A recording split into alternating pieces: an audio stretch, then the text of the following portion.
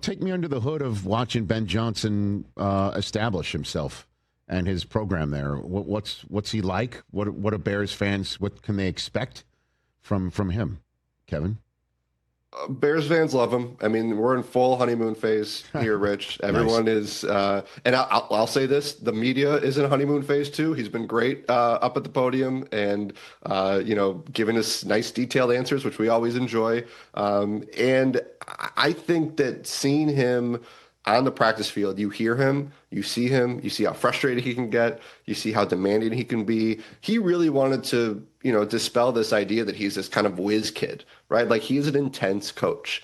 And one of the things about him that I was trying to uncover this summer is, like, why is he any different than any coach who says, I'm a details guy? Like, every coach says that. Right. What makes Ben Johnson different? You talk to players and coaches, and they talk about it's the accountability.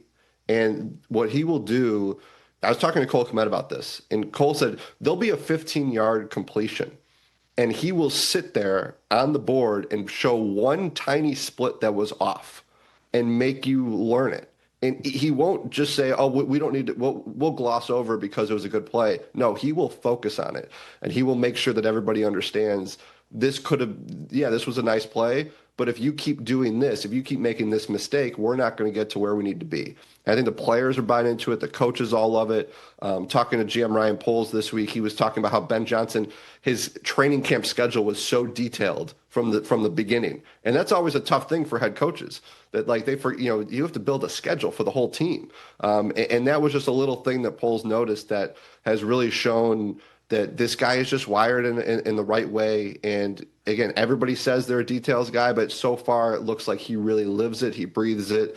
And if this team can buy into it, obviously you need to have the talent and everything. You can talk yourself into, and certainly coming off Sunday night, you could talk yourself into this thing working out, maybe not right away this year, but certainly in the long run. Well, I mean, again, not to keep bringing up last year, but last year soon will be forgotten.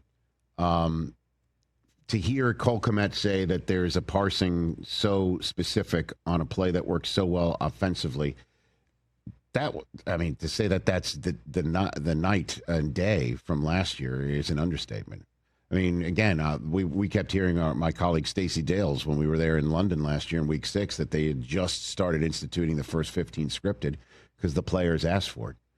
And they've got to be out of their skulls on the offensive side of the ball with excitement. Have to be right now. Yeah, no, I think they're very much enjoying it. Again, it's been tough. Like, the offense hasn't been as smooth as they've wanted. Sure, but no doubt, though. But still, there's a plan. There's a plan, and there's clearly an accountability that wasn't there. It just didn't appear to be there last year. No, and I think too, like, the previous coaching staff, again, they're all going to say they're on the details, but it seemed like they would kind of let things maybe slide that this coaching staff won't.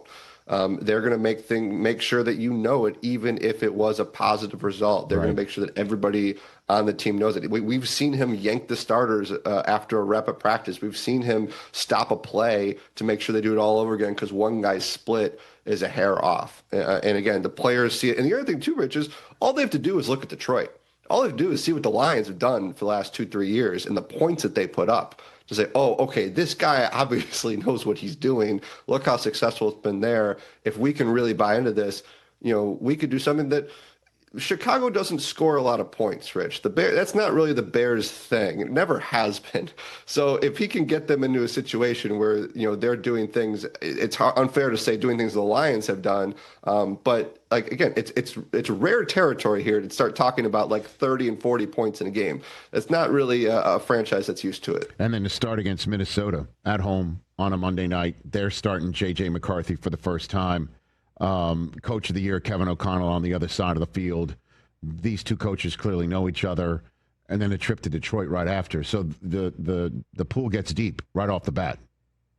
It's tough, and look at. I was thinking about this today. The quarterbacks they face on the road, Rich, Jared Goff, Jaden Daniels, Lamar Jackson, Joe Burrow, Jalen Hurts, Jordan Love, Brock Purdy. Those are the road quarterbacks. Mm-hmm. So It's tough. We never really know how difficult the schedule is until the season gets going because there's always going to be the surprise teams. But look, if it goes, that's where I thought it was great that you brought up the defense because good defenses can always be that equalizer, and that's when the Bears have had their great teams. Obviously, they've been on the back of a really good defense. You go back to 2018, and there are a lot of eerie similarities with 2018 where you have a first-year head coach with a second-year top pick at quarterback. You have a veteran defense. Now, this defense is not what Vic Fangio had in 2018, but this offense should be better than what the Bears had in 2018 when they went 12-4. That's kind of the ceiling. That's like, if everything works like it did that year when Matt Nagy's first season,